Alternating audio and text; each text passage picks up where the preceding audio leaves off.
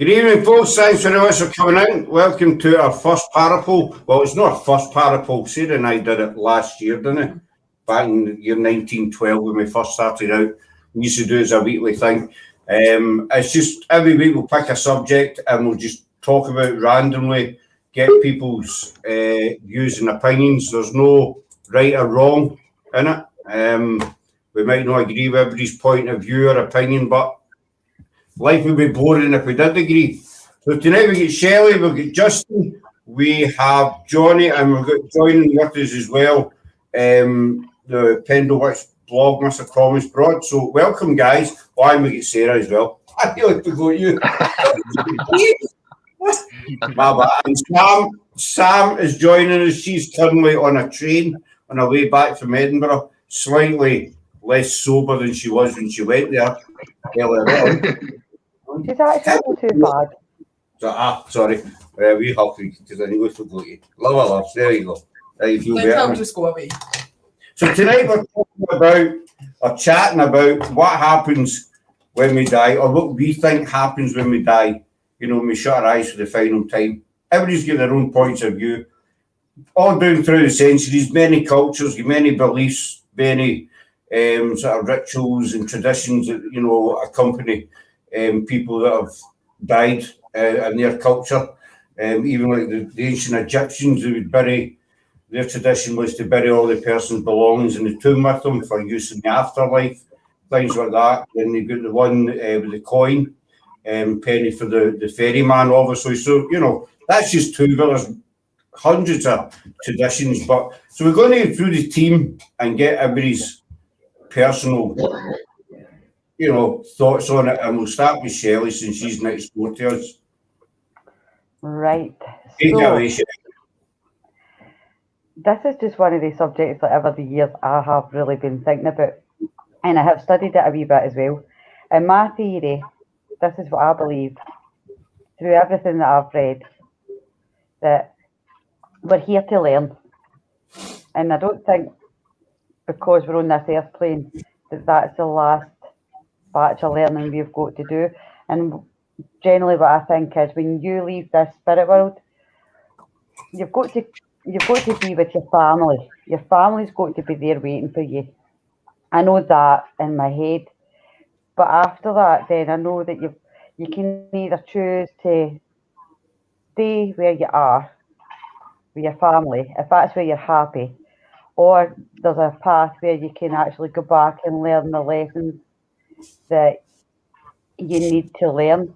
So say like different kind of subjects like being ashamed and stuff like that, kind of like feeling guilty and stuff. You've got to kind of learn, you're put in this airplane to go through all these different trials and tribulations, because once you've overcame them and became a better person, then you've learned. And I think that you come back, this is generally what I'm just, if you can grasp that just now, I'm just thinking like when you die, you have got the option to come back and like, reincarnate and possibly be reincarnated as something else to learn more lessons. And don't fully understand it, obviously, because I don't know what happens when you die. But I do think that you do go and continue to go to different realms and learn different lessons to become a better version of the soul that you are. And every time you go back, you meet different people, and that's where you get the whole soul sisters or soul family, soulmates. I think that's where you find them, through reincarnating, through meeting people in different parts of your past lives. My husband, we had a conversation earlier on, he says, nothing happens when you die. You die, and that's it. I says, no, because your soul is an energy, it's got to go somewhere. He says, well, you don't see anybody dying and then you don't see their soul leaving their body. He says, the next person I know that's going to pass away, he says, I'm stealing your equipment, Shelley, so I'm going to go and take it to them and try and find this out. And I thought, well,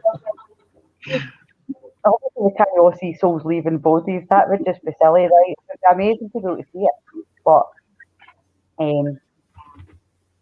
they've got to go somewhere. their soul comes out them, they're either going to be trapped on the airplane due to the fact that it's been a tragic end or something, or they're going to be a peaceful end. Their family's going to come and get them, and then they cross a barrier. Whatever happens at that stage, then the reincarnation, and then they come back and learn lessons. So basically, that's kind of my theory. So, Well, what you're saying, what I was saying, I've had a few folks say that to me before as well, because you can't see it. One guy said to me, what I did one day was take him outside and I pointed to the TV aerial. It might seem a stupid comparison, but I says, there's a TV aerial. I says, what can you see round about that? I says, nothing. I says, well, there's a signal going into that, but you can't see the signal. So there's still a signal out it. So just because you can't see that signal going, it's still there. Do you know what I mean? And that's how I can put it. Because I know a lot of people say, if I can't see it, I don't believe it, which is fair enough. You know, everybody's got their own views, opinions, and what have you. Yeah. But that's how I sort of likened it to it's a good way of looking at it, Scott. Another thing that my dad says, right, I'm going back to the kind of these conversations that I have. My dad says, how can you have like ghosts? Where's all your like your dinosaur ghosts? I mean, these are silly questions that I get asked. Where's all your dinosaur ghosts? But coming this, and he says to me, right, when I die, he's signed out his organ donation bit, and the only part that he doesn't want to donate is his eyes, because he says when he dies, he wants to be able to see where he's gone. So I'm like, well, you're telling me on one hand that you can't come back, but then you're telling me on the other hand that you must go somewhere because you want to be able to see where you're going. Mm-hmm. I mean, there'll be a lot of people out there that talk like that. So obviously, this is why tonight is a good night to kind of get that out there, get what actually happens.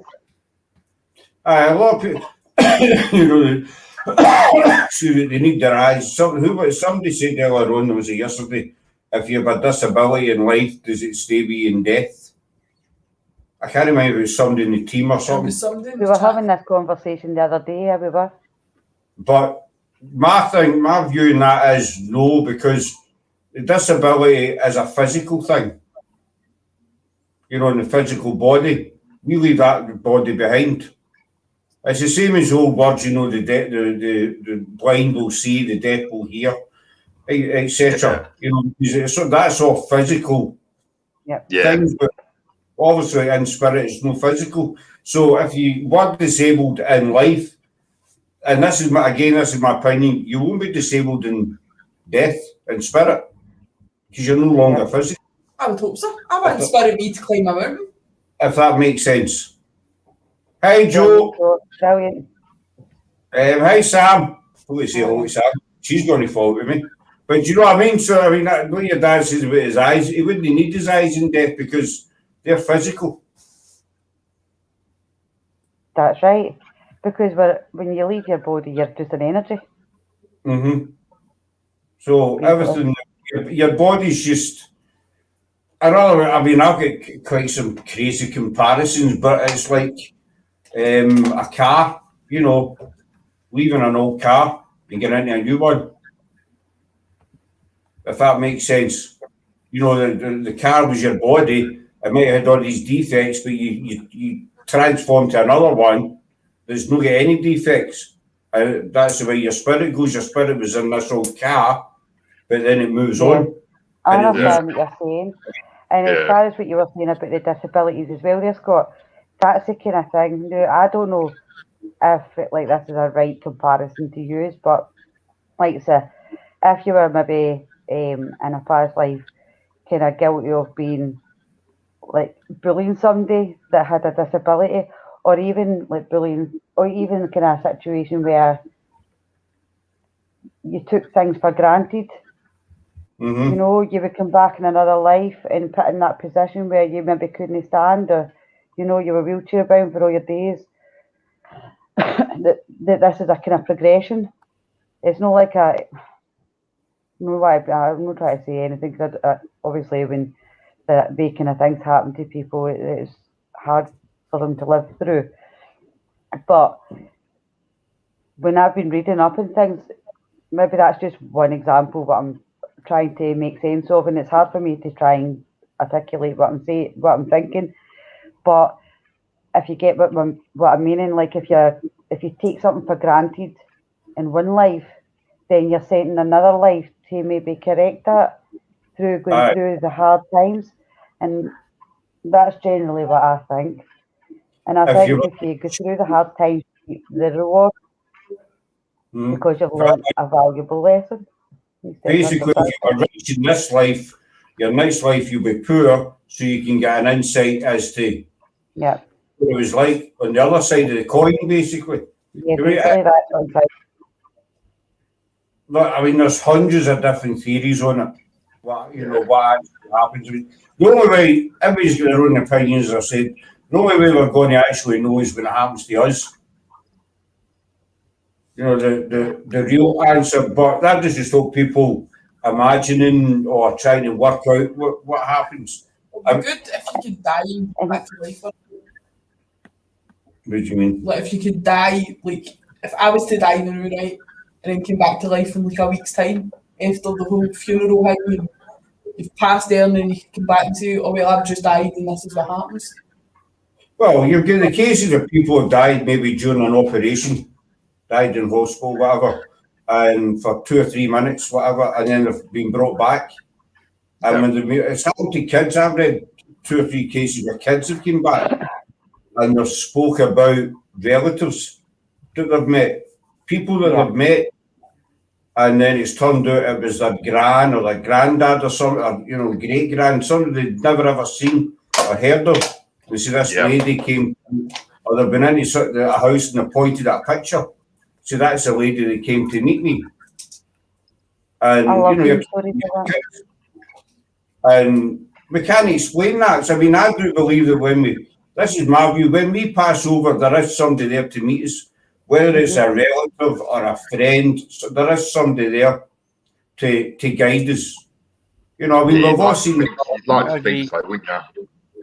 Yeah, but we've all seen the film Ghost, you know, with Patrick Swayze, you know, and Swayze, I can't, I'm God, he's gone now.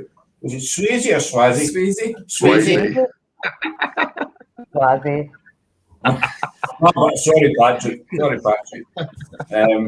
It's the Scottish. That's the Scottish way of saying that's my excuse. But I believe that there is, because when my dad died of cancer, and the day he died, it was earlier. He died late tonight, but during the day we were sitting with him, and he kept talking about his mum. His mum was beside him, and my gran had passed maybe 10 years or something. She was long gone, and he kept saying, "No, my mum's here, so everything will be fine. You know, I'm going to go with my mum, but I'm not going just now." And some people would probably argue, well, that was just, he was delirious or, whatever. But then there's the other side of the coin, maybe he could actually see his mum. Well, I think that's right, Scott. I think that's right. Yeah. My mum's gran passed away, and her mum says it was a member of a family. They were telling a member of the family that my mum's gran had passed away, and he says, "Yeah, I know because she was sitting in my bed this morning." So she'd literally went to visit, and I mean we're talking different countries, Germany and Scotland. Do you know what I mean? So there was no physically way she could have been in the bed, other than if she had came from obviously the spirit world. And she says, "I know she came to visit me." So another thing that convinced me, and this is going to sound absolutely insane, probably. When my dad did pass, I wasn't there. I missed it by. I missed it. That sounds bad, doesn't it? I was away about 10 minutes or something, and then he passed. So obviously I went back up to the hospital after they phoned, and I went out of the room. My dad was still, in the wee room he'd been in, and I was standing there looking at him, and you could just tell that something was missing. that he was missing. If that makes sense, it's just a sense I got that Yeah. up and basically. If that, you know, I don't know if that makes sense to anybody. Aye. You know, you're looking at It does, your dad, you're thinking he's away elsewhere. You just know that he's gone. Yeah. You know where. Yeah. That's my view on it. Did your dad's dog know that? Strange or not?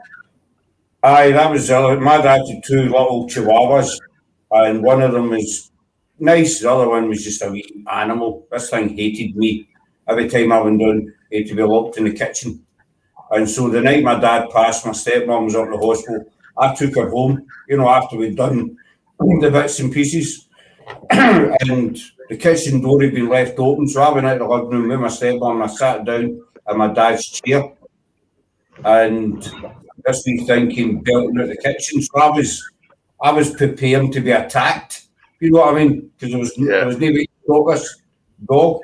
But it stopped and it jumped up and it curried into me, started cuddling into me.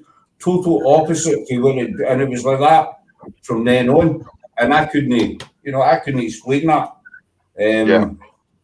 Because it was a right wee vicious so-and-so. But it just totally changed with that. So that was kind of weird for me as well. But that's just, you know, my experience. Maybe the dog knew your dad until you, so you were to look after it, and you kind of thought, I better be nice to him, I suppose. Well, I thought that maybe the dog thought, well, my master's not here, but then I thought maybe my dad is there, and he's told the dog, you know, I'm no longer there, be nice kind of thing, or you know, Scott look after you if you're not on. Your Kind of dad thing. possessed the dog. My dad possessed the dog. No, you're just getting to extreme. Do you want kicked off if I behave? But you know, I mean, people might laugh at it, and a lot of people do laugh at it, but who's to say that's not what happened? Nobody can prove or disprove it. Yeah. You know, and I think that's why we also do what we do, because everybody's looking for that bit of evidence that nobody can debunk and what have you to show that life does go on.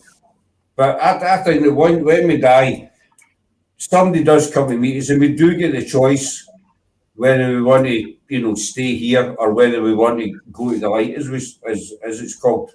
Mm-hmm. We're both. I've heard a lot of mediums and I've read a lot of books, but you know what? I've watched that many paranormal shows, and I cannot pinpoint one of the times where they've had a conversation with spirit that's actually explained to them what happens. I don't know if any of you ever heard that. No, I've never seen that.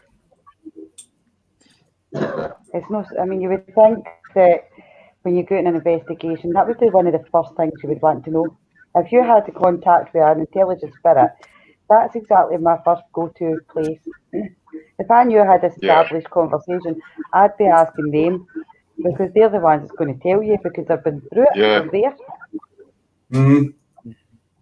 So when I had a theory years ago, and part of me believes it, you know, they call it sleep of death. I don't know if you've ever heard it. About sleep of death, basically when you die, you fall asleep. That's basically what you're doing. It's just going to sleep. You know how people say, well, he's went to sleep. Aye. Do you know what I mean? And then you wake up and your relatives are beside you to help you. You fall asleep here and you wake up in a different plane. Aye, almost. there's a lot of gospel songs referred to as well, right? They're gospel songs, but when I wake up in glory and stuff like that, do you know what I mean? Mhm. That refers to the kind of sleep of death. Alright.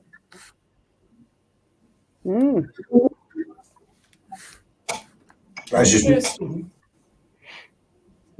say I'd like a Bible, you know what I mean?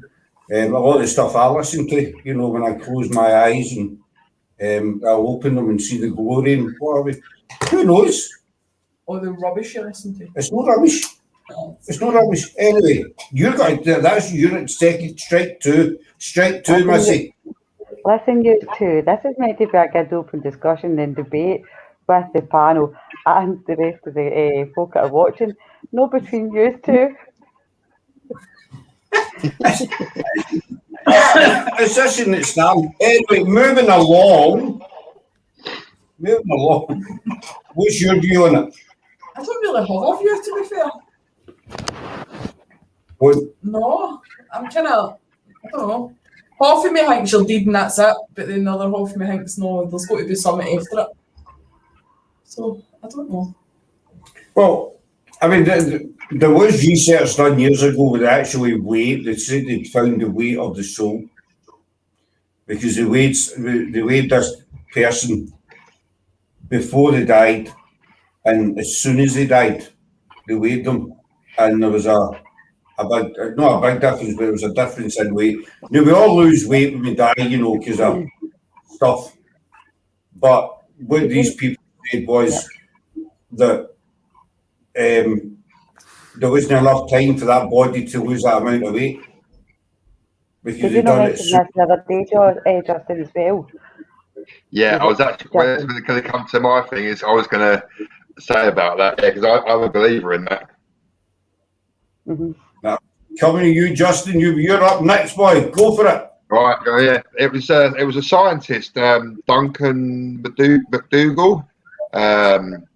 He hypothesized that when you die, you lose 21 grams in body weight, and it's not a confirmed study because it was 1907 when it happened, and he only had 6 cadavers, I suppose, and only one of them actually lost the 21 grams. But it's not seen as scientific fact because it was such a small study. But obviously, if it was a bigger study, like especially like in 1907, they wouldn't have, because they literally put the people that were dying on a weighing table and measured their weight as soon as they took their last breath, and that's how this study was worked. But it's an interesting thing. I'm a believer. I believe the soul has a weight in your body. I touched on what Shelley said. It's like your body's a vessel, and your spirit is in there, so it's got to weigh something. That's my whole outlook on it. It's like when you like pass and stuff. I had a twin sister. She died before I was born in like my mum's stomach, womb, wherever. And then they found me because she thought she was only pregnant with one baby. But anyway, I was born, and my nan swears that my mum's dad came to her in the night holding the baby and said to her everything's going to be all right. She wouldn't have any reason to lie. I did long before I got into the paranormal. I was like, nah. But as I've got more into it, it's like, it's opened up my eyes, if you like. Same as like when my mum said her dad actually passed away because she was there. So it was a hot summer's day, and she looked at the window and it was snowing. And it's just weird things like that. It's like it's just stuff you can't explain, isn't it? I think that's what makes it so interesting. But it's like I believe when you pass at that age, because I think when you get like what you call residual hauntings, which is like for an event replayed from a person's life in a specific time, like they could walk through your front room and they wouldn't even know you're there. I think that's when you get like the younger spirits. You can't interact with them. That's my belief. Whether it's true or not, no one knows. You know what I mean? But yeah, and I think but then swinging it round, that means like if there is such a place as heaven, which I don't believe there is a heaven or hell. To be fair, I don't believe in God. Then it's all full of old people or a mixture. Do you know what I mean? More old people. I know the young people die, but people that have lived a full life, it's going to be mainly the elderly people that are in heaven, being a bit like an old folks home up there, I imagine. Like a nursing home.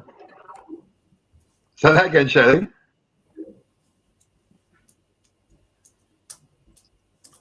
Oh, Shelley's gone quiet. I muted my mic, sorry. So what you're saying, like I do that all the time actually. Yeah.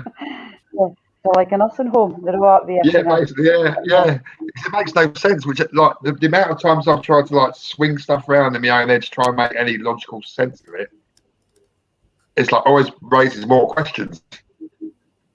It's a really hard subject. It's Yeah. like going into space. Is there Yeah. aliens? Know that we don't Yeah. want to talk about aliens in there, but like I did that example just came into my head. It's like going into a different like dimension and trying to work out what's happening. Yeah. You're saying there, Justin, with your body being a vessel. Another example I used to use is our bodies are basically meat, and Yeah. I think we're made up of about 70% water or something like that. And so, what gives us a personality? What makes us good people or bad people? What tells our heart to beat? You know, to keep us going. What They tells did us that big genome study in Brazil, I think it was about 10 years ago, maybe a bit longer. And we're actually 97% the same as a common household plant in terms of our genetics. So, you know, so what gives us our personality? Yeah. Everybody's got an individual personality. So where does that come from? If this is just, you know, flesh and blood. Yeah. Because, you know, meat can't produce a personality. No, so when you look at it like that, personality. That's what I believe your soul is, your spirit, and that's what carries on. I mean, we heard so many times, even like Sam, Sam's was our dad was, you know, glasses thing and stuff like that. Mm-hmm. And Charlotte was telling her about glasses, and Charlotte said he was still keeping about them. You know, so I mean, sort of things like that. When we pass, we're still the same person. So Sam's dad is still the same kind of, you know, joker or whatever he was. Yeah. And this was in the next. Nothing changes except we don't have a body. That's smart. I think that you'll be the same as you were in life as you are in death if you like came through as a spirit. Definitely. Yeah. I believe it's our soul that gives us the personality, makes us who we. Yeah. What were you, Johnny? I think that's where you get deja vu as well because you've lived that life. You know. Yeah. You know, that's another interesting subject. Yeah. Did we not cover that one, deja vu? I think we briefly touched on it, yeah. I think we'd done that years ago, months ago. I think we touched on that. Sorry, Johnny, what's your outlook on it? I believe that our families we come back in spirit, and we come back and look after those closest to us. So we do. I believe that we come back and look after those that need us to look after them. So we're like angels coming back as angels. I believe in the spiritual side of things. Mm-hmm. So I do. Because there is different realms. That's it. I've got my example. This is before my wee sister passed away, our fire alarm went off in our house at the moment she passed away. Oh. The moment yes, I believe that was someone there doing that for us to let us know that she was passing away. Oh. Yeah, so I believe that was a spirit or an angel. So it was looking over us and helping us. And because I work in the sector I work in care, I'd like to think that as these people are passing away, there's going to be someone there ready to hold their hands. Yeah. And wait for them. Because you'll see that every day. Yeah, most days. You know, there's another thing, as you say, Johnny, to come back to help people. Sometimes, you know, for instance, your dad could be there all along, but you know, he'll only come back when he knows. Because you know, I've had people say to me, "Well, you know, my dad died 10 years ago, and I've never picked him up. I've never felt him. Nobody's ever told me he's there." And I've tried to explain to them, maybe that's because your dad knows that you're happy. You're safe. you know, and he's cause to worry. But if and when the time does come that you do have a problem or you do have an issue that he thinks you need to, I says, you know, he could make himself known to you then, just to let you know, right, I'm still here. This is what you need to do, kind of thing. Yeah. So it's just, you know, you don't feel him, doesn't mean to say that he's totally gone forever. He's totally happy that you're happy. And he doesn't feel like he needs to come back and say hello. Yeah. I mean, funny you say that. When I'm feeling down, low, whatever, in this house, I always feel like there's someone there. It's almost like because I'm quite logical, so for me it just sounds stupid. But it's almost like a calming feeling, saying like everything's going to be all right, and the whole atmosphere in the room just changes. It's weird. Mm-hmm. It's that thing when they say when you see a white feather. Yeah. It's someone there, letting them know you're there. And I also think it's having a belief. Like a lot of people, they believe in God and Jesus and all these different things. I don't believe in God and Jesus. Belief that there is somebody there. I don't believe in that. I don't, to be fair, either. I said that earlier. No, I think there's a higher energy up there. There's Whether it's something the there. angels, and your angels and stuff like that coming down to look after you and your family, and like when you go back to spirit world, that's you going home. You're going home, and then you're coming back as somebody different. That's what I think. I think there is. I believe there is a higher power, for want of a better word. Whether it's the way it's depicted in the Bible, you know, heaven and hell. You know, I'm not slagging off the Bible or anybody's beliefs in any way. But I do believe there is a higher power there. Some people call him God just to give him some kind of name. You know, other people call him Allah, and you know, every culture's got a different name for him. We refer to him as God, as you know, millions of other people do. But I definitely think it's something, you know, up there somewhere that's maybe guiding us all, you know. But I believe our spirit will come back when, I mean, I've told this story numerous times, so I'd like to tell you, but I'll make it brief. I was about a seatbelt. I never ever wore a seatbelt, even when I was, you know, driving it. And one time I came out of Carlisle and I parked into my brake, and this voice in my head kept telling me, put your belt on, just nag up here. And I put my belt on, and I was about 30 mile odd for Glasgow, and I was at the last in a queue, a concert floor. I was in a tailback, and I was last in the queue. I was in a transit van, and seconds after I stopped, this van ploughed into the back of me. He was doing about 70 miles an hour when he ploughed into me, and we shunted into another 5 cars. And the police told me, I mean, the van was destroyed that I was in. The police told me, if you hadn't had your seatbelt on, you'd been through the windscreen. Simple as. With you know, the steering wheel and all the rest of it, I'd have been in the car in front, basically. And it always kind of bugged me, you know, because it was really, really put your belt on. And there's somebody was and I do believe now that there was somebody there telling me, look, put that belt on, because further up the road, something's going to happen. I can't explain it, because and even my family at the time, they were surprised that I was wearing my belt. Even the people I worked with, it was before the seatbelt law. They were surprised. He said, you never wear your belt. Why do you have your belt on? They said, we're glad you have your belt on, you know, but why did you have your belt on? I said, I don't know. It's just something told me to put my belt on. And so that's what convinced me that spirit will come back when you need it to, or when they feel you need it to, if that makes sense. Makes sense, yeah. Another thing we were talking about that, like ancient wisdom.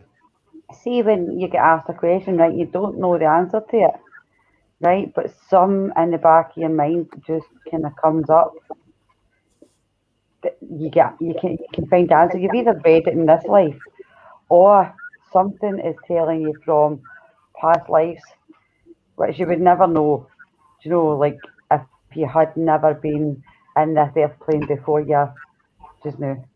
So Like that voice in the Yeah. back of your head. nothing. Yeah. I look random facts. I'm quite bad for that now.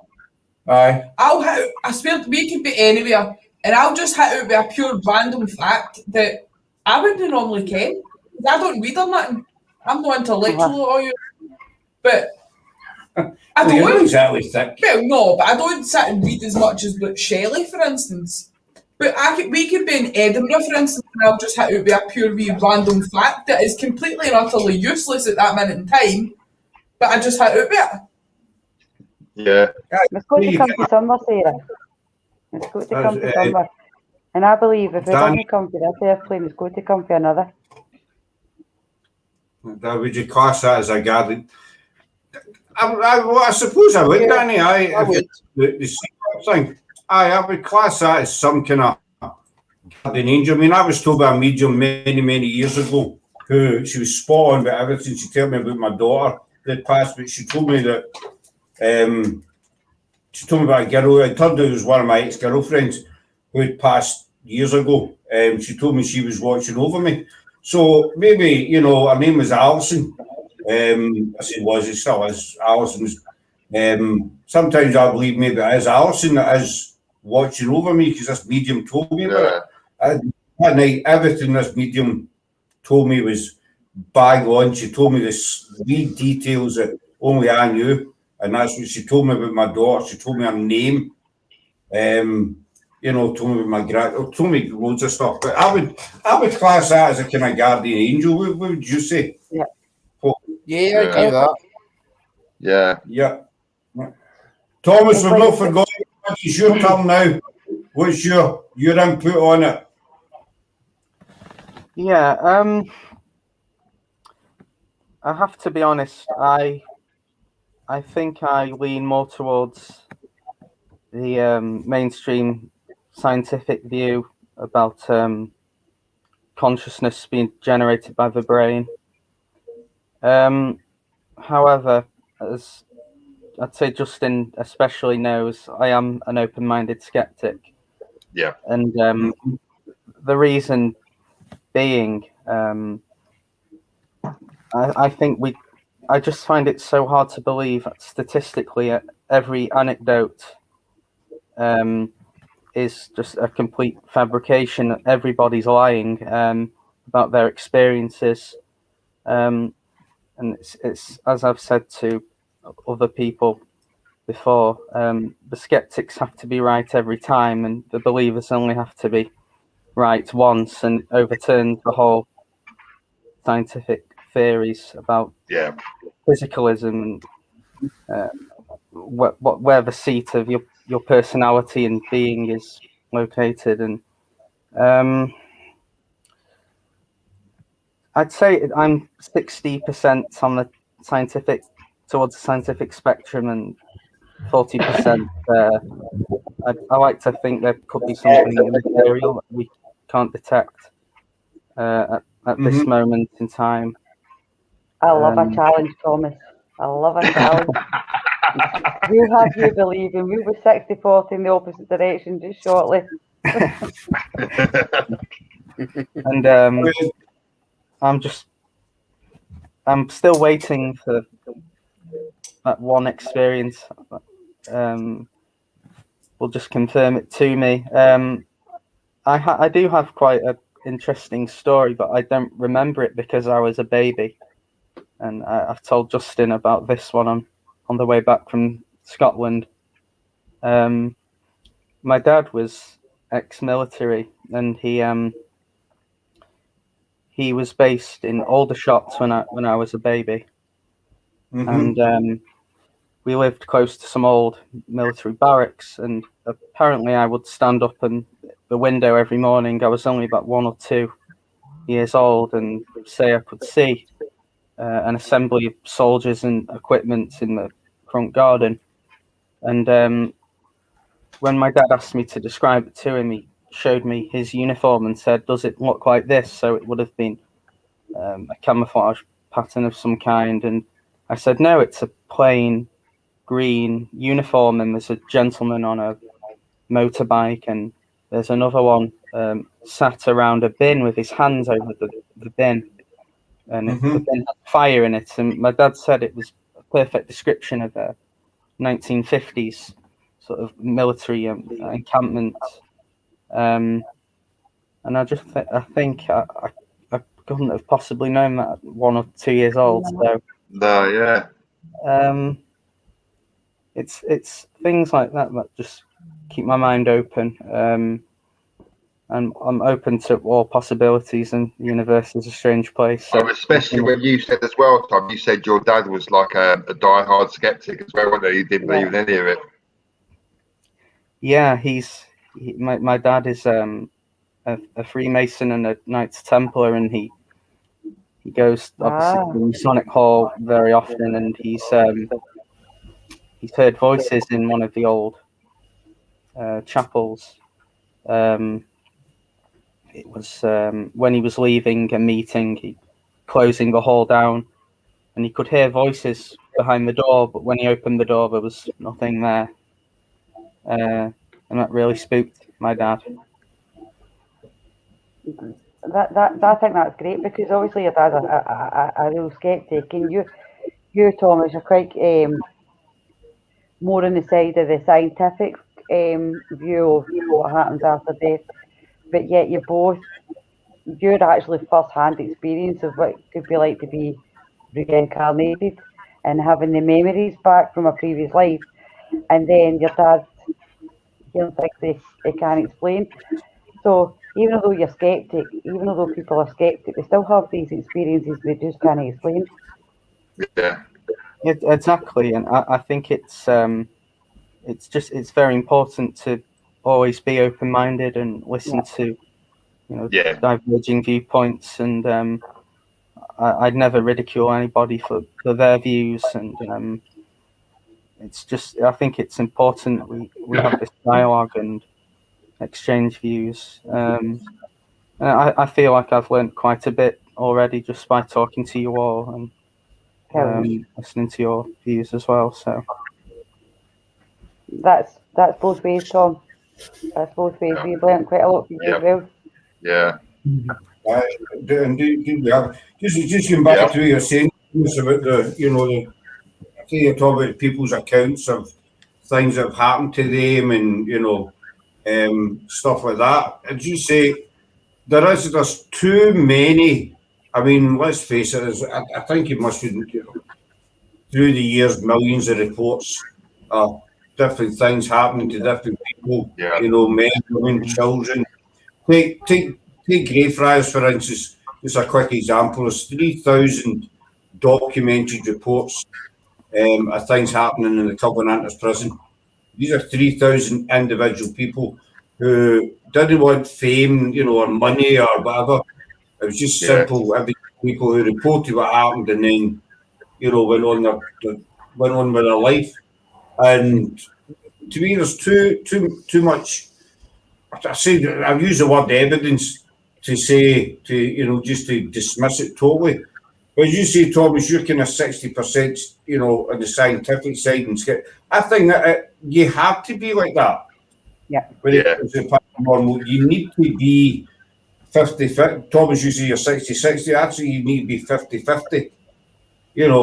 I do believe in it, but let's, we need to try and look at the other side.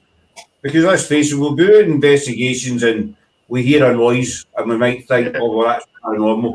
But it turns out you go and try and debunk it and you can debunk it.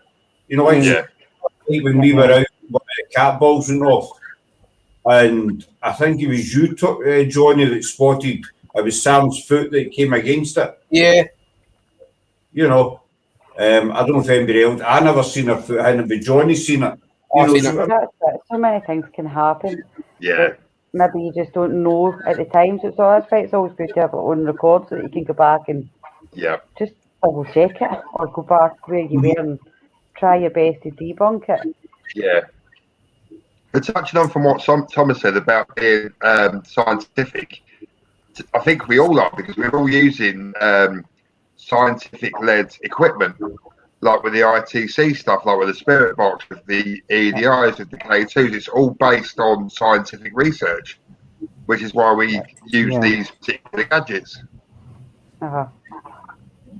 Individually, using one of the devices and catching like maybe a flashing K2 meter or this Yeah, maybe She's froze. noisy thing on, and you would be like, nah, that's not happening. There's obviously a logical explanation why this thing happened. yeah, But see, when you get it documented on 2 or 3 more devices, yes, then that's yeah, when it becomes great. That's yeah. what I love. Yeah, if it happens on just one device, I'll generally just immediately debunk it. If it's on like 2 or 3 pieces of equipment at the same time, it's like, Yeah, well, what's causing that then? exactly. I, Listen, guys, I'm going to have to shoot off now, okay? But I'll catch up on my phone though, okay? Yeah. Take care, come Shelley. on. Bye. Bye. Yeah. Take this now. Ta-da. What do you all reckon about these stories that you hear of folk that have been in like serious car crashes and stuff? And then when they come back round to say, oh, I was looking at my own body and my auntie told me to get back in there, it's no your time. That's true as well, yeah. I believe in that. Because you hear about it all the time that folk are in like Yeah. serious accidents Yeah. or Yeah. they get, I don't know, stabbed, whatever, and they're at the brink of death, and when they come in the hospital, they come back round, say, oh, I was talking to my granny that's been dead for 50 years, and she said, oh, it's no your time, get back in there. What do you think about I think it's true. I think we've all got a marked time on this on this earth. We do have a certain time where a number will be called, basically. Yeah. As the song goes, when the roll's called up yonder. That But it's fits with the theory. If when you pass, that somebody comes to meet you. So if you pass too early, then the chances are that relative could, as plain and basic as it sounds, it could actually be true. That relative could come and say, look, it's not your time, you need to get back, even though you want to stay. And we've heard hundreds of reports of people who say, I didn't want to come back. But it's the same with that, the dream where it says you're falling, and then like when you just like suddenly wake up at night time and saying that's your soul going back in your body. Oh, that happens to me all the time. Yeah, that's what they say. They say like if you hit the floor, if you like, as you're falling, then you'd obviously pass away, but your soul like suddenly jumps back in your body till you wake up. There's Danny, as far as science, we've also got continuous dimensions in time. We only see in the third dimension, and beliefs that the spirit world is a fourth dimension. Also, past, present, and future time is endless. I've heard that in spirit, what I've heard people have asked me before, the ghost basically says the ghost no get bored standing about all day. I've been asked that before, but people say, well, spirit doesn't have times a sort of physical time. Spirit doesn't have any, what's the word I'm looking for? Perception. That's it. Perception of time. Yeah. I heard years ago, it's meant to say in the Bible, 1 second is about 1,000 years, and 1,000 years is but 1 second. Sort of thing. So time, Danny's saying time is endless. It's endless. What's your thoughts on that one, Thomas? What Danny was saying? Well, as far as I'm aware, I'm not a scientist. I wouldn't claim to be. Just from my rudimentary understanding, time, according to the mainstream scientific view, again, the Big Bang Theory, time didn't exist before the Big Bang. So, I suppose I would say time is relative. I wouldn't necessarily say it's endless, because the universe had a beginning, from what we can see. So, I've always felt if there is a spirit dimension of some kind, then it may be it must be somehow external to this reality, which I suppose is kind of what Danny was saying. He's free to correct me there. But yeah, I suppose if I imagine just for a moment that there is a spirit world, I don't think it would be constrained by the laws that govern this universe. Yeah. I think it's a different plane of existence altogether. It's maybe I'm rambling here, but it's kind of hard to articulate. I don't think I've thought about it as deeply as some of you have. But yeah, that's just my 2 cents on the matter. It's not governed by our sort of physical limits of this earth, basically. But touching on the dimension thing, I suppose that's where, like, you always say mediums and stuff say, I need to close this portal. So it's almost like a spirit door, I suppose, where they can just walk in and out. But where are they coming from? Mm-hmm. Yeah, and it's quite interesting, actually. I mean, I do read about. Obviously, I'm interested in paranormal things, and I like to read quite a lot about Skinwalker Ranch. And it's an interesting place there. Yeah, there are strange reports there of portals opening. And allegedly on the other side of these portals is a different sky. It's almost as if it's a gateway to an alternate reality outside of our own universe somehow. Please correct me, someone, if you're more scientifically literate than me. It's just my very limited understanding. Just from what I've read and watched over the years, won't proclaim to be an expert at all. No, I mean, the portal theory, I believe that because, you spirit, I mean, I heard a theory a long time ago that the spirit world and the physical world are entwined. You just can't see it, that's one theory. But then you've got, the portal theory, but you think spirit has to come through somewhere, and you hear too many times about portals. Charlotte talks about them, Patty spoke about them, and other mediums I spoke to all speak about closing down the portal, and there's that house, there's a portal in that house, or whatever. So I believe it, they need to get from A to B, in basic terms, one way or another. So I believe some kind of portal, doorway, whatever, you want to give it. So I agree with you, Thomas. There's got to be something, and Danny says as well, obviously. Joe's joining us, so we get Joe's input on it. Hi guys, I'm really sorry. When you have one of those nights where your children just aren't tired. 6 hours at school and a full day of play when they get home and they're still not tired. It's been one of those, but I'm here now. Good. So what's your views on the whole, what happens when we die, when we close our eyes for the last time? Okay. My view is your body is just a vessel and it's your soul that continues to live. In another word, your body is just a borrowed piece of equipment. And it's given a time. Nobody knows how much or how little or how long of a time that you have, but your body is given that time. For some people, sadly, it's a few weeks. For some people, it's over 100 years.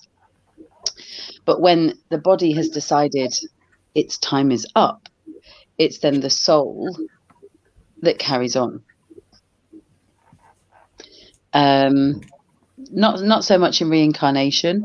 I don't believe. I believe that you can have deja vus of coming back as something or experiencing something in a past life. But I think that's more to do with your soul never dying, if that makes sense. Mm-hmm. Yeah, you say time-wise. I know it says in the Bible 70 years and 10, which is 7 years, I believe, Thomas. Is that right? So 70 and 10. To me, when that was written, maybe that was the average, lifespan of people back then. 70 years and 10. But as you say, Joe, there's people lived, unfortunately, a couple of weeks of people, 105, 106, Yeah. and they're still going Yeah. strong. Yeah, absolutely. So yeah, I think it's one of those things, and again, you could talk about it for hours, because I don't think anybody has exactly the same beliefs. Everybody believes in their own opinions. Yeah. But with my beliefs and the religion that I practice, is your spirit is everlasting. Do I believe that spirits can pass over to the other side? Yes, providing they're at peace with everything, which a lot of the time is quite unlikely, which is why there is so many restless spirits there, whether they be here to watch over someone, to watch their children grow up, to get justice for whatever it might have been that happened to them. Or seek a condolence or something. I think it's when they do pass over, it's very limited as to how many actually do, because they still need to live on. They still want to see what they've created turn into something. Mm-hmm. Danny's saying, how would you describe a soul? Would you say it's an electrical signal? My personal view of a soul is your personality, who you are. Mm-hmm. Electrical signal. To be honest with you, Danny, I'm no sort of ginned up on the scientific bits and pieces, but to me, your soul is your inner being. It makes you a bad person, a good person, happy, rabbit, whatever. Agreed.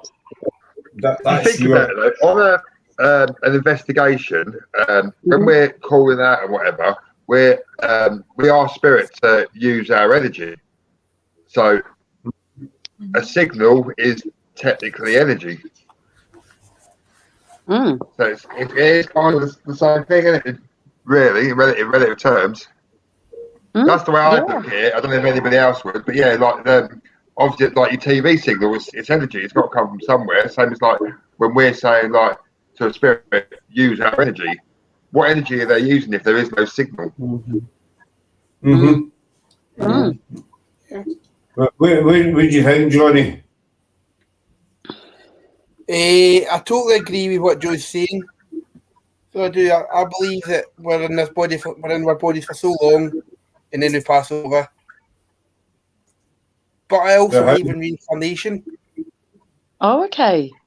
As well, because it may sound silly, but I believe I'm an old soul. So I do. I believe that I've reincarnated from another time. That may sound crazy. No, not at all. Not at all. But I believe I've reincarnated from the 40s. Right. So I do. I don't know why, but that's what I believe. Because I love stuff from that era. I love the music. I just love stuff about it. So to me, that I believe that I'm reincarnated from someone from the 40s. Oh, okay. That's interesting. Yeah. Or do you think perhaps, Johnny, that's maybe when your soul blossomed, as to when it's you possible. kind of that's from where your soul was very first created, and it goes on and it's followed through, a bit like the birth of your soul, I suppose. I never thought of it that way. It's very possible. You've given me something to think about. So, just with you saying you believe in reincarnation, then do you believe that it's possible that you could come back as something not a human? Do you think it's possible that you could come back as I believe you can come back as whatever you want to come back as. Oh, okay. So just inject your soul into whatever vessel you would choose. Yeah. That's what I believe. Would it be an animal? Would it be an animal? Yeah. Would it be an animal? Yeah. I totally believe that. Because I suppose if you think about it, everything has a lifespan, doesn't it? Everything's got a soul. Everything has a time. Yeah.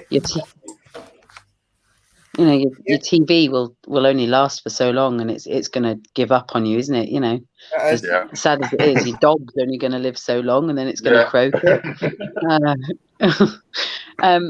So yeah, quite possibly, if you were to look in reincarnation on that point. Yeah. Yeah. You talk about reincarnation. As I've always said on our lives, I've got a tremendous pull towards Greyfriars. I don't know what it is. I can't describe it. It's just this uncontrollable pull. I always need to go. And I spoke with a medium of many months ago, a reliable medium. And I was telling her about it. It was just general chat. And she says, that's because you have lived before and your name was Jeff or Jeffrey. George, I think it was. Was it George? Aye, was it no Charlotte that told you? Was Charlotte to him? Aye, I'm sure I it was imagine Charlotte, aye. And I'm sure it was George, and you're buried in Greyfriars. Oh, that's aye. You got a bit of memory Mackenzie, Scott. Is he a George Mackenzie? Is that you? Is that you? Stay away. So, no, she told me that I'd lived before. I'd been a soldier. The name was George. I don't know where the hell I get Jeffrey from. And that I was buried in Greyfriars. And this is why I've got such a tremendous pull towards going there. And Sarah will tell you, every time we go to Edinburgh, I need to go, even if it's for 10 minutes. I need to go and have a wander and leave again, and I'm quite happy. Do you feel at peace then? You know, once you've every time we walk through the gates of Greyfriars, it's as if, how do you put it, I belong there. I should be there. I mean, there was one day Sarah and I were together, and I went myself, and there's benches. I sat on a bench, and it seemed like half an hour, but it turned out I looked at my phone, and I'd been there for about 3 hours. Oh, you told me this, yeah. And I'd no, I can't explain it. It was like 3 hours had passed, but it felt literally like about half an hour I'd been sitting there. Yeah. And I jumped. I thought I better need to go and get my bus. And puzzled all the way back down to get the bus. I thought, I couldn't, there's no way I was sitting there for 3 hours. No chance. But I checked the clock on Princess Street in case my phone was wrong. But the clock, my phone was right. And I couldn't explain it. I don't know, I know some people say you can lose time, or you can jump time. I'm not saying that happened, but I don't know what happened to all that time because it just... But, as Charlotte says, I'm reincarnated for a soldier called George. And that's why it was George. Such a pool. I certainly know George Mackenzie anyway. Because I'm a good guy. I'm good natured. Joe, send me up some holy water. I've got witch's water. Don't do holy water, but I've got witch's water. Send you some of that. If he melts, I'm not responsible. I think it was Charlotte. We've all heard, everybody's heard about the river of life. I think everybody's heard about it. Well, the theory was, I'm sure it was Charlotte. Charlotte, if you ever watched this and it's no you, I do apologise, doll, but I think it was you. It was either Charlotte or Patty. It must have been one of them. They say the river of life, basically, so you get people who come back and they're like geniuses to an early age. One theory is that, when we pass over, we all end up in this river of life, because you've heard many a song, I'll meet you in the shore, I'll meet you in the river. And when we're in this river, we pick up knowledge from different souls that are in this beside us. And so when we come back, that's how you get these child geniuses. I'm not saying that, that's the truth, that that's what happened, but... so does that go the other way then, when you get somebody that's like really, really thick, that they didn't really spend much time in the water? They never get in the river, no, they were sitting in the grass. But you do, though, you get folk that are just absolutely diabolically stupid. Oh, yeah. I've met quite a few or something like that, I don't know. This is just saying that you get into this river and you get this knowledge. That's maybe where I get all my fucking random facts from. So it works the other way, is that the stupid folk mean that they didn't get a lash that day. They just kind of I'm not going to Or maybe they were in the river and nobody spoke to him.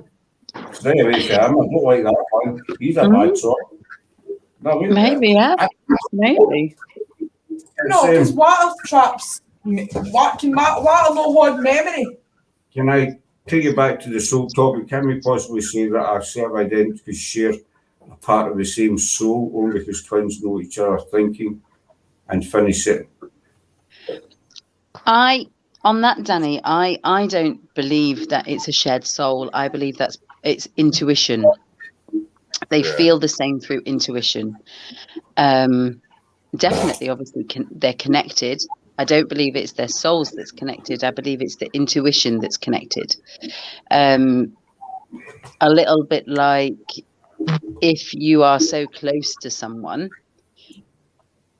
they don't have to say anything. You pick up on vibes that something's wrong with them or something's going on. They're happy about something. So I believe it's about the sharing of energies and intuition. I personally don't believe that they could share a soul. If you were thinking maybe Siamese twins, because that's one body, but it's two minds. Whether yeah. Yeah, she does. But yeah, so for me personally, I wouldn't say that they share a soul. I believe that they share intuition, and they share vibes and energies, but I don't believe that they share a soul. Scott, I'd agree with that. May I pose a question? Yeah. I suppose it's more aimed at you, Joe. If you do believe in the soul, and that the soul is the seat of our personalities, why do you think it is that people who suffer traumatic brain injuries, for example, they show such profound changes to their personality? Because that suggests to me that it's a physical. There is definitely a physical aspect to our personalities. I suppose that, but I'll just add to that very quickly that there is a study. I read it a long time ago. I remember the name only because it's so strange. It's called terminal lucidity, and it's a report of people who've been suffering from Alzheimer's and dementia and other diseases that have really degenerated the brain when people are dying or on the verge of dying. And in their last moments, they can recall memories of people and places that they hadn't been able to recall for many years. So it seems to kind of defy the conventional theory, I suppose, if you want to call it that, behind how dementia ravages the brain and affects memory. And so I guess they're not incompatible, the soul and the physical kind of aspect of where the soul is seated. I'm just wondering, how does it fit in? I think, and again, just as you said, Tom, correct me if I'm wrong in the misunderstanding of what you just said. So, for example, we've got a soldier and he goes to war and he suffers PTSD. So before he goes to war, he's a fun-loving, let's say, 21-year-old, living life to the full. He's got no commitments, no kids. His life is amazing. He's met some great friends, and then they're posted. And something awful happens and he comes back suffering from extreme PTSD. Does that alter his soul? No. Does that alter his behavior and his perception? Yes. But I believe his soul would be who he was before he suffered that trauma or stress. I do believe it would affect his behavior. Dementia, I can only speak from my own experience, which in a way is sadly quite limited to an extent, that people that are suffering tend to revert back to a childhood. Yeah. Yes. Purpose. And if we look at, if we're looking, looking at the era of people now that are perhaps suffering dementia and the childhood that they probably had, it's very different to the childhood our children have now. And a lot of it would have been incredibly happy memories for them. So does their soul stay when you're born? Do you discover who you are when you're born? Do you discover who you are when you're 14? Do you discover who you are when you're 56? Where is your soul established? It's a little bit like Johnny said. He feels connected to the 40s. Was that maybe the birth of Johnny's soul? Was that when he became who he was? So I don't believe that a trauma would change your soul. I think it would change your behavior and your perception to things. Definitely. But I personally don't think it would alter your soul. I think once your soul is formed, you are who you are. And comes the good old saying, don't try to change me because you never will. And if somebody did try to change you, it never works, does it? You are who you are. And maybe for that reason. Yeah. Does that make sense? Is that where you were going? Yeah, essentially. The only thing I'd just add to it, in that case, what would be the purpose of the soul? If the soul is, so you say it would change your behavior and your perception of things. So an event could alter your consciousness in a sense. Like what's the purpose of the soul if not for consciousness and perception and for your behavior? I'm not trying to do a doctor or anything. I promise. Well, this is the reason for a discussion. I'm genuinely curious because it's a good question. This is the conundrum I've faced. When thinking about it over the years, I sometimes sway in between, sides. So one month I might be towards the more spiritual side, and then the next I'll revert back to science. And, absolutely. I've not really had a chance to speak about it in depth with anyone. So. And here we are. So that's good. That's good. The reason for Scott and Sarah hosting what we're hosting. Maybe so. If you look at it with the perception of if you have an orange and you slice the orange in half, so you have the skin, you have the flesh, and then you have the juice that's obviously contained within the orange. So let's say that the skin of the orange is your outer exterior. So the skin of the orange is beauty, is appearance. The flesh of the orange is obviously what's inside, so bones and muscle and things like that. But the juice of the orange would then be the soul. So you could damage nearly all of it, bruise it, chuck it, but you couldn't, in theory, damage the juice from a trauma. So the purpose, I believe, that a soul is I'm trying really hard to put this into words.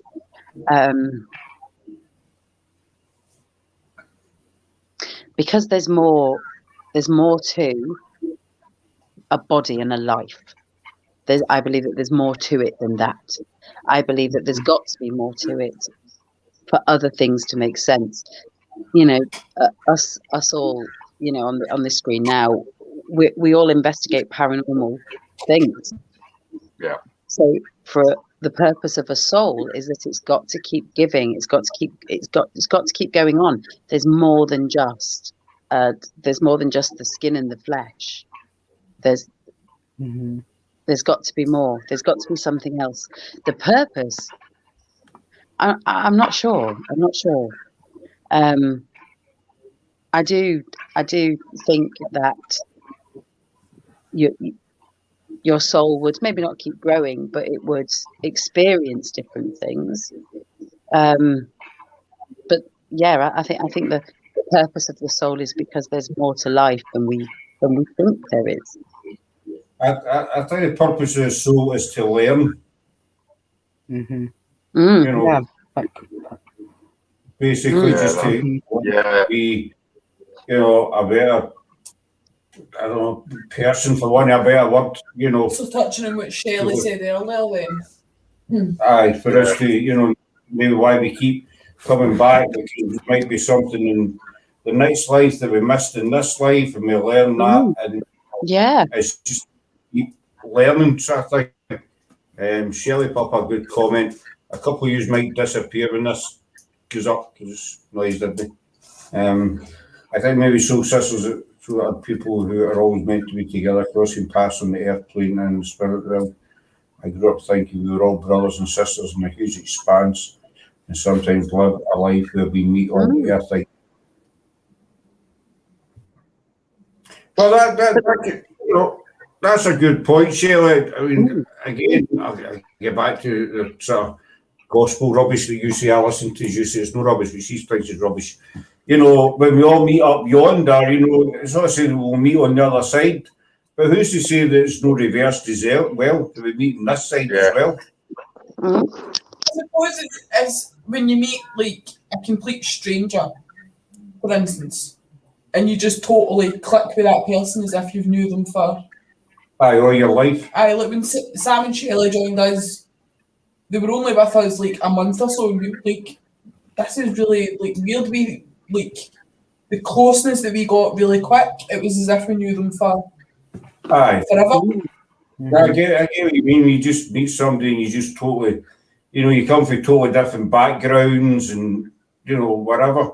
And you just meet them and you just automatically click. You don't know why, but, you know, it's for day one. No saying we don't click with the rest of these. I was just using them as an example. That sounded bad there, actually. You're nearly on your third strike, I'm telling you. Oh, what have I missed? What have I missed? Have you been naughty, Sarah? What have you been doing? Nothing. Just been cheeky to be, so it's just 2 strikes down already. I think we need another one of them quiz nights where we get to play charades on the back of the sofa. That was fun. We do have a CRA series tonight coming up. I need to put in the diary, actually. But Joe needs to come up and sit on the sofa with me. Oh, I will. Not missing that. You want to sit on a sofa with Joe, then you fire in, doll, as they say, or say nothing. You know, can we keep this clean, please? I was keeping it clean. I like sitting on the sofa with Joe.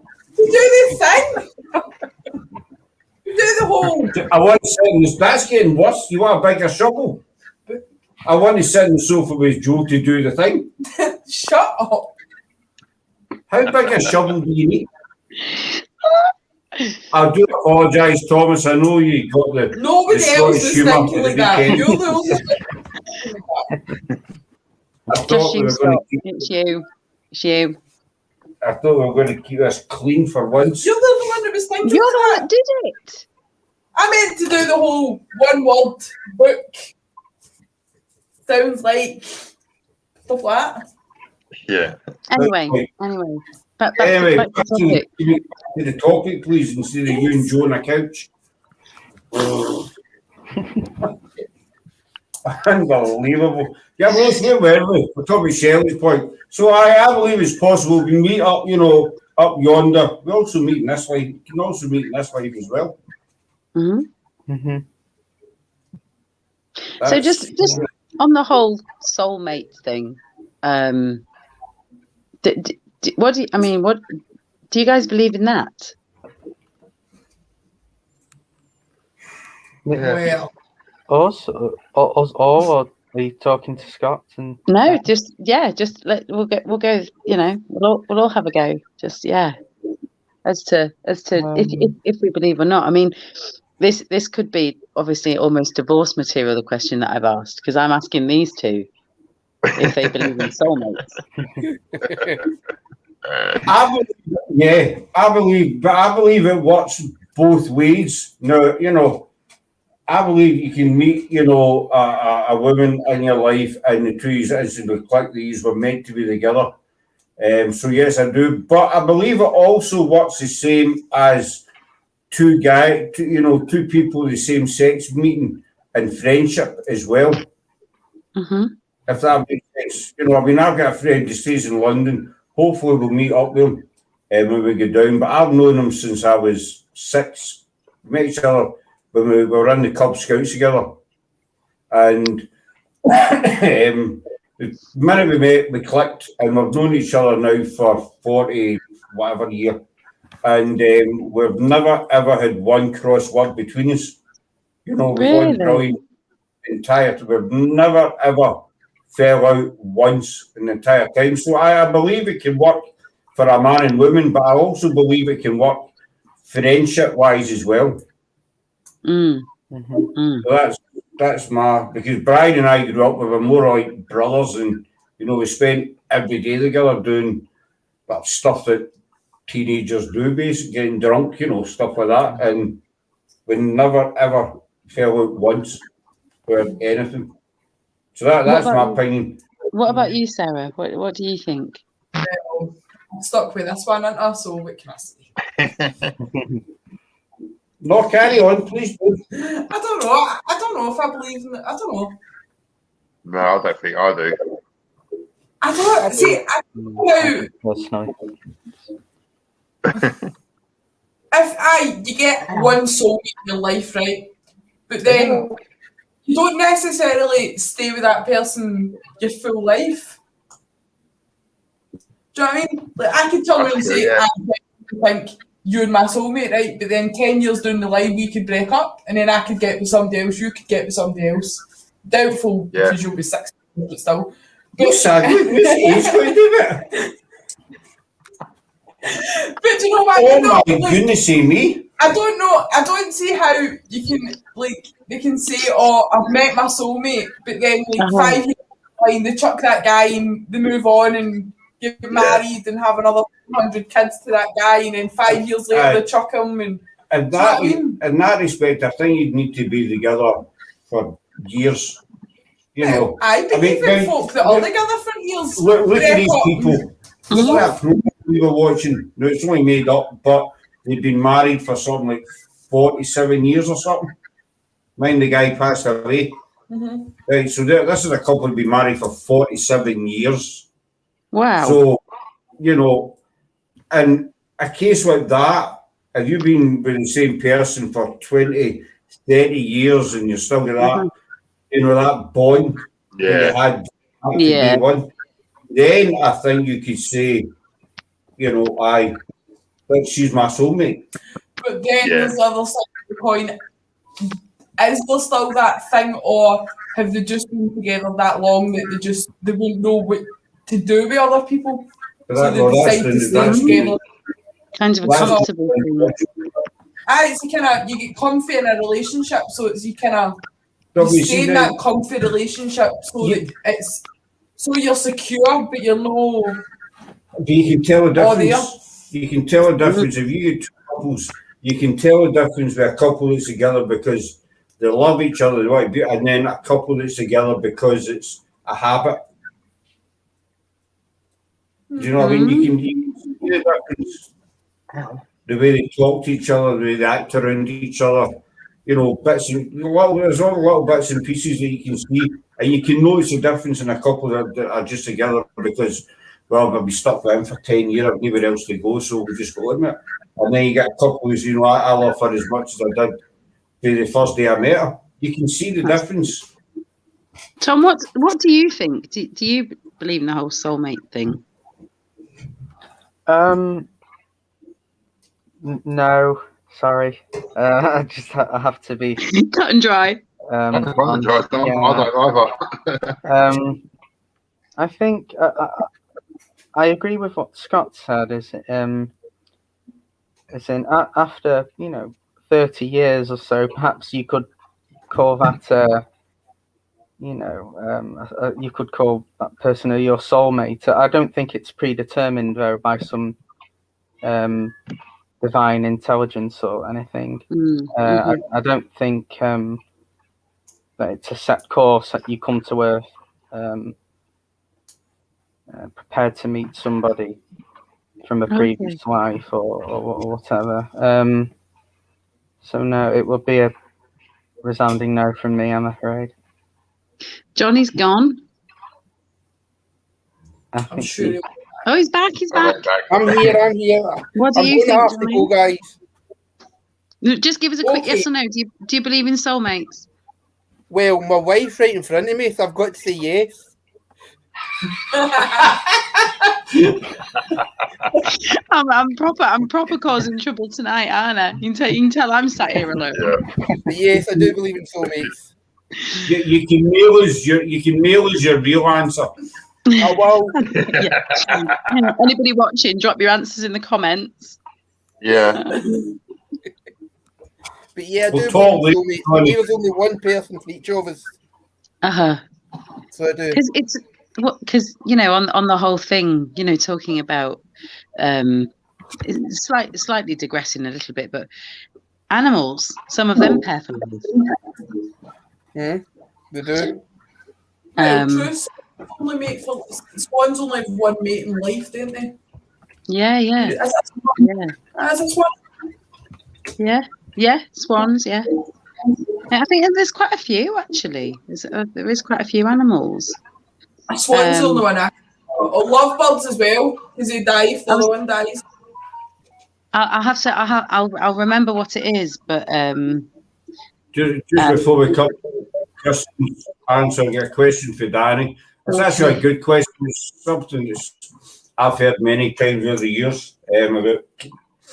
Do you think that when we die, we come back as a spirit exactly the same as when we died? Same age, or do you think you come back any age? So basically, do you want me to answer that, or somebody else? I would say we're able to come back at whatever age we felt happiest at. I agree. If you're happy at 16, then you can come back when you were 16. Just whatever age we're happier, felt more comfortable at, that we're able to do that. Because we have heard, there have been stories with people who have, picked up on spirit, etc., and mediums as well, that says, I've got somebody here, but they look about 20 and it's turned out to be somebody's gran, and they're back to being 20-year-old. So what happens if you come back as a baby then? Because obviously babies can't look after themselves, so if you come back as a baby in the spirit world, do you need somebody to still look after you? No, you get the options. Say you die when you're 60, right? Or you were happiest when you were 30. Aye, but what happens if you were happiest when you were a baby? I can't answer that one. I've tried to ask Joe. No, just give you a span on the what's in that. Well, right? I think on that side, Sarah, you have to look at the amount of care that a baby would need is physical and material world. The spirit wouldn't necessarily need hourly feeds. It wouldn't necessarily need its nappy changing. So if it come back as a baby that was crying a lot, maybe that child never experienced happiness, or two, it's crying for a reason, and that's where us as investigators would come in and try and root the source, perhaps.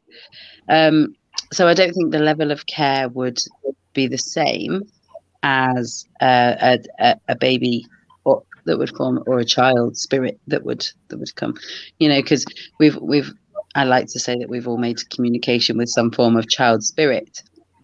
It's very rare that they're accompanied by their parents when we discover them. So maybe the level of care they need could be different, perhaps. Like a baby Casper ghost just flying about. Touching on what Scott was saying, you can get to choose whatever time frame and whatever you want to come back as. Once you pass over, who do you ask? Who do you say, can I come back as a 20-year-old, for example? Or, it's like, how would you get to be in that time frame and that age and that memory, I suppose? That's a good question. To me, what I believe is it's your own. When you pass over, it's your own personal choice. You have the ability to come to regress back. What? Nobody actually gives you the choice. You just have the choice. That's what I believe. I might be wrong. You know, As if it just but- knows. Yeah. it's something you choose within yourself.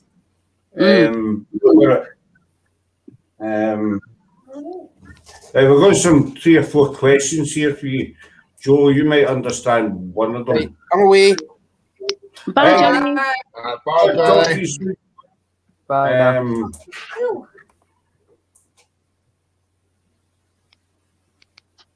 It might come up. It should come up. What do you think of twin flames? Do you think that I will find my own twin flame? I'm loving that name, by the way. I've got no idea about What these do you next guys couple. think of twin flames? And do you think that I will find my own twin flame? So I'm not sure whether to call you Milton or the Insane Witch King. I'm kind of drawn to calling you that because it sounds really cool, especially from my background. The twin flame thing, I suppose, in a way that was very similar to what we spoke about with soulmates. Is that a question that you're asking as to whether we believe that you will find your soulmate? Do you believe that everybody at some point finds their soulmate? Is that? I'm guessing that's probably what you mean. I think with soulmates, if it's if it's your destiny, your fate to meet them, then you will meet them. I don't think anybody. Who presets your fate then? Yeah. That's another question. Because you get folk like to say, "Oh, I was destined to meet Joe," for instance, right? But who decided that before I came on to this? I know you mean. I think when some people say, "Oh, it was fate that we met," or "I was destined to meet you," I think that's their own personal. I was destined to meet you. It was our destiny. No, but what happens if it is actually set in stone that you're supposed to meet such Someone? and such? Like who says it's not set in stone that you missed a particular bus, for instance, and then there's a crash on that bus that you were meant to be on? Who says there is a guy that sits with But then that goes back to what we were saying earlier on, maybe with the guardian angels. What happened to you if you missed a particular bus that crashed? Then your guardian angel could have made you miss that bus. Maybe know the bus crash, right? Do you know what I mean? Like, if you miss a train, right, for instance, and then you get talking to a wee guy at the train station who is just absolutely amazing, he's click, and for that day, you go on and talking to that person for the rest of your life, and like, who's to say that you necessarily didn't? It wasn't destined for you to be on that platform 2:35 on Saturday, 25th of June. The whole kind of everything happens for a reason. I'm a firm believer in that. The good stuff, the bad stuff. I believe it all happens for a reason.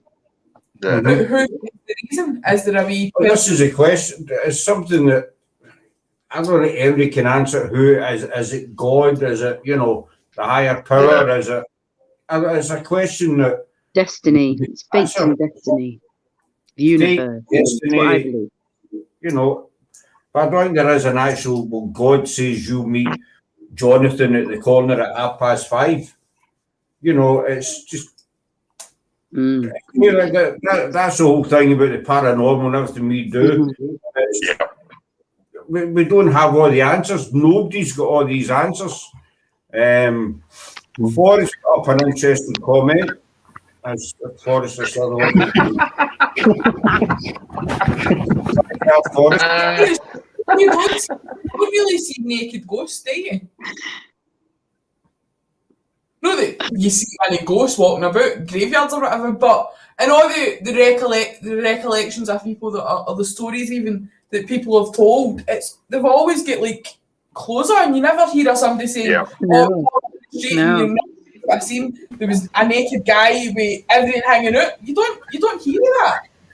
You hear folk saying, I was walking down the high street and there was a guy that was medieval looking and with a hat on and just on that though, does that mean that Forrest is most happily naked? Does that mean that, we're talking about what happens when, you close your eyes for the last time?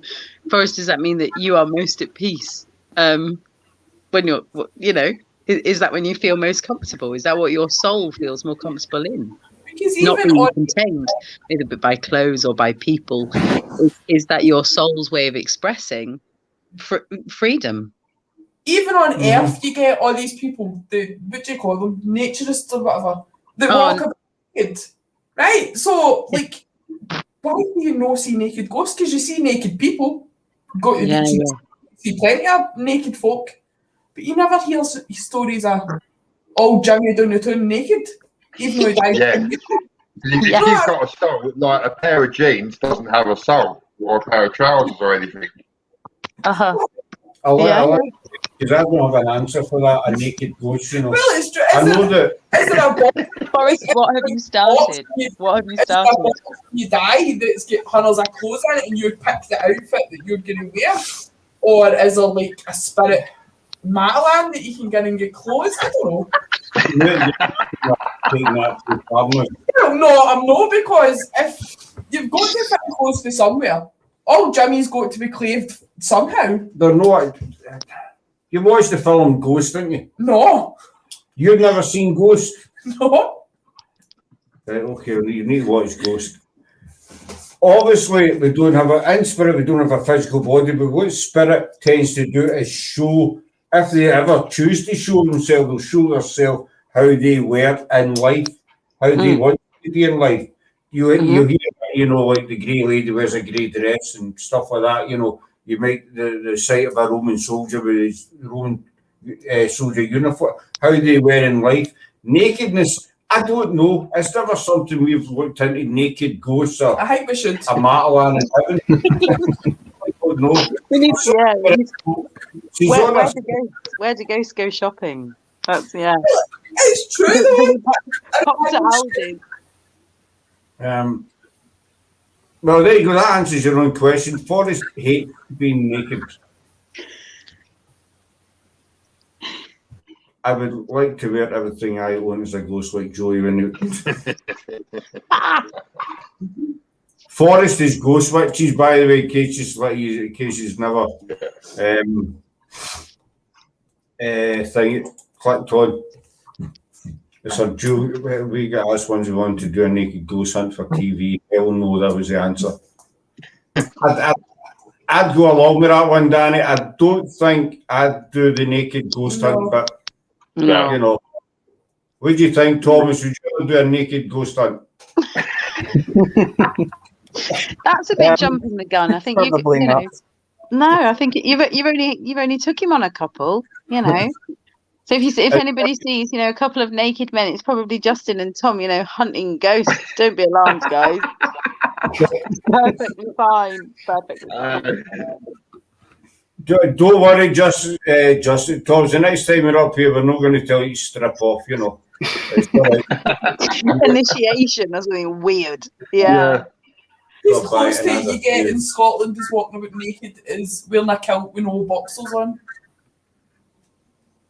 Say that again? I think the closest you get in Scotland to being naked in the streets is walking about with a kilt with no knickers on. No, it's closest in Scotland you get to being naked in the streets. That's really cool. But I don't know. I've totally lost track of everything with Forrest. You and I are going to talk. Can I just say, you've probably had a discussion for over an hour that was actually really good. I come on, and it all goes out the window. Well, I was going rather well until you came on to sod off. I'm feeling slightly responsible for this. You're feeling guilty, not responsible. To be fair, it's me that's kind of chucked out the stupid questions, and I don't normally talk, so blame me. I've watched a lot of paranormal shows and live streams, and I've never ever heard anybody suggest that there's a Matalan in heaven. I just use that as an example. Never have I heard. No. But anyway, just with me, kind of, sending it all out the window. I'm gonna have to go. So it was just a very quick drop in because It's over the summer solstice, so I've got a little bit of witchcraft to do. But yeah, it's been No this one has been my laughing. first. You're in the garden naked.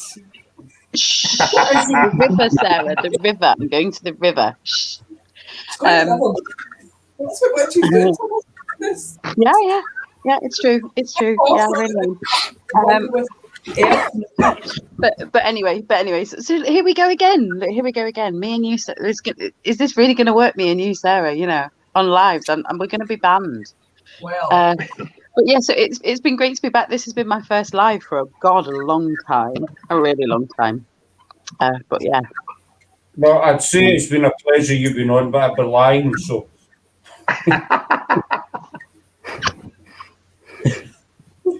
Now I know you're lying. Now I know you're lying. Whatever it is you do, I don't know. Have fun. I'm sure I will. I'm sure I will. Okay. Bye, Justin. Bye, Tom. Bye, Joe. Bye, Joe. Bye, guys. Bye. Bye. Every ghost would look female naked in the cold of Scotland. It's actually warm up here for us for quite a few days. We just talk about ghost hunts. Just to change the subject, we were in a little investigation on Saturday with Justin and Tommy's here. And I'm going to let you fill you in on their thoughts of how it went. It was an interesting evening, I thought. We did some experiments. We tried like the SDS method with the headphones and the spirit box, the human pendulum. The REM pod was going off quite a bit and stopped every time Scott walked near it, which is rather odd. And I'll let Tom tell you the best bit. Yeah, the most compelling evidence for me was the gate seemed to open by itself, the gate to the kirkyard. And there was nobody around and there was no wind, so I thought that was quite compelling, actually. I first thing I did when I got home was tell my family about it, and they loved it. So, it was very interesting. It was my first ghost hunt, and I thought it was fantastic. Had a great time. Well, it was a good night. As you said, Thomas, the gate opening, the noise of the gate, everybody heard it. Yeah. We all heard it. And there was nobody there. And it's a solid iron gate, and it takes quite a wee bit of force to actually move this thing. It is quite solid. And we had other bits and pieces, but it's a place that we've been to. I think yous have been quite a bit. It was my first time, and I think Justin will back me up in this one. I think me and Justin were communicating with quite an angry spirit at one point. Yeah. It kept coming up with words of killing and stabbing and stuff towards Justin. Yeah, sacrifice, yeah. Yeah, he sat in a red chair and it came up sacrifice the minute he sat down. Because it was an Englishman in Scotland. Possibly. Yeah. So it was quite interesting. Chelsea's open and closed as well. We also got Sarah's brother says that his hair get touched. Laura was with us. She says it was a leg or a bum get felt. A bum get felt. I felt there was somebody over my right hand side. I picked up again, and again my hand goes really, really warm in this particular cup card. It doesn't happen anywhere else, but this will be the fourth time that it's happened. And we were asking Rebecca questions now, didn't she say want me rest? I were asking, there's meant to be, one think it's a young girl spirit there called Rebecca, and we're asking questions that came up, said, let me rest. Whether that's coincidental or not, we don't know. But what we've decided to do is go back once a month. I was talking to one of our friends this morning, and he said something quite interesting. He says that everything seems to happen when I'm there, every investigation. So what I'm thinking of doing is sending the team down without me to see what they get. Yeah. You know, maybe a load of rubbish, you might have nothing to do with me. but it'd be interesting to see just if they get anything without me there. Yeah. Ghost Witches was that. Forrest asked, "What is a human pendulum?" The way I do a human pendulum is I like to blindfold someone and put like some ear defenders on to like deprive them of the hearing.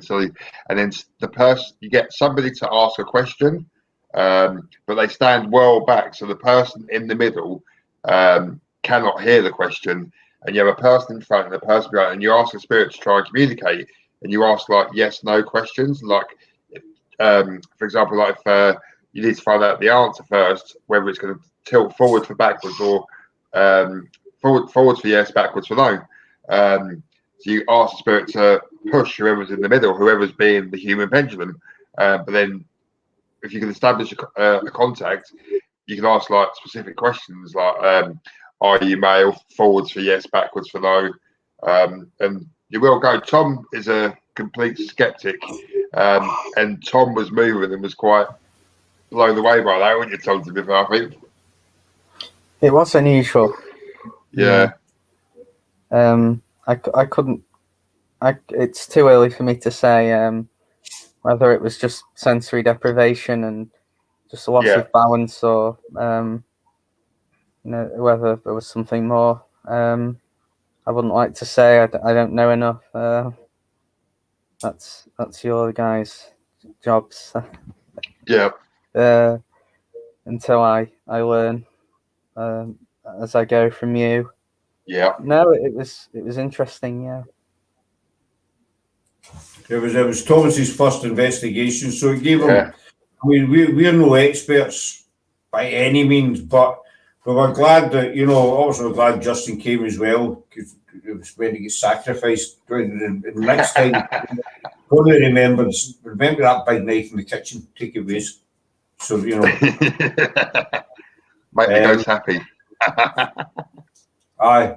So it was Thomas's kind of first introduction to investigations, and we were happy. We were glad that they were over the moon that decided to do it with us, and he got it. So maybe not 100% positive proof, but that they did get something that tweaked his imagination, and got his mind maybe turning. What would you say, be turning kind of? Yeah. Would you agree with that, Thomas? Definitely. The gate, as I said, I've gone over it in my head many times. I can't find a rational explanation. So, no, it was exciting. It was interesting. Absolutely worthwhile. And I'm looking forward to the next one already. So. Yeah, I was glad that we got the gate. That you heard the gate. That you came up and you got something. That I totally agree with Justin. Done depend on a few locations, and it does have some good results. Need the guys in Great Night Tower. Ghost Witches is saying that she pictures something else entirely. I'm not even going to ask what it was for us. Not even going to. No, let's not go there. Go there. But we are going to get back. Thomas has been helping us research the location as well. And the girls have been doing some digging. Pardon the pun, I know it's a graveyard. They've been doing some digging on the location. It is really an interesting location. And we are going to get back once a month just to see, if it differs for, time to time, whatever. Yeah. And maybe, whatever spirits may be there will get to know us better. And I mean, there is that theory that the more a spirit gets to know you, the more they'll respond to you, because they're just, it's like in life basically, the more you get to know a person, the more you talk to them. It's just the same as us. So that's the general kind of theory behind it. Whether that actually works or not just remains to be seen, really. Yeah. That's all we can do. But I think we'll wind it up there because that's nearly 2 hour mark. But just before we go, just tell you what's coming up. Wednesday night we've got Jacqueline Dixon from Paranormal Path coming in. Thursday we are starting. Well, we're starting a new series on a Facebook page. I'll let Thomas tell you about it actually because he's kind of involved in it in a wee bit. In a way. Yeah, Scott suggested this morning to me that I could post weekly, like a weekly post series, if you will, about the history of the Pendle Witch trials of 1612 and possibly the lesser known ones of 1634 as well. It will be